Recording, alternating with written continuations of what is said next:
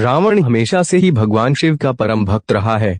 एक समय की बात है, रावण ने भगवान शिव को कठोर तपस्या करके भगवान शिव को प्रसन्न करना चाहा था, परंतु रावण के द्वारा हजारों साल तक तपस्या की गई थी। इसके बावजूद भी जब भगवान प्रसन्न नहीं हुए तब रावण बहुत ही अधिक निराश हो गया, जिसके पश्चात रावण ने अपना सिर भगवान शिव को अर्पण करने का निर्णय ले लिया।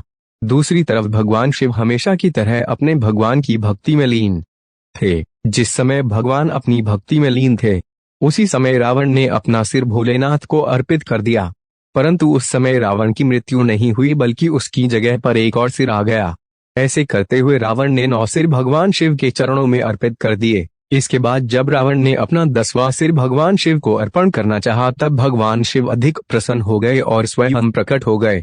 इसी वाक्य के अनुसार शिव जी की कृपा रावण पर हो गई और रावण दशानन कहलाया। इसी वजह से हमेशा से ही रावण को भगवान शिव का परम भक्त माना गया था।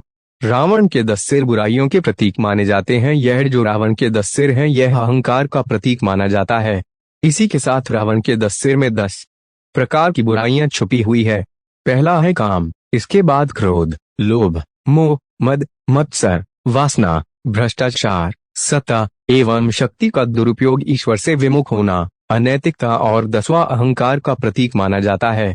रावण इन 10 बुराइयों और नकारात्मक भावनाओं से ग्रस्त हो गया था, जिसकी वजह से उसका संपूर्ण ज्ञान नष्ट हो गया था। अंत में उसका विनाश होना निश्चित ही था।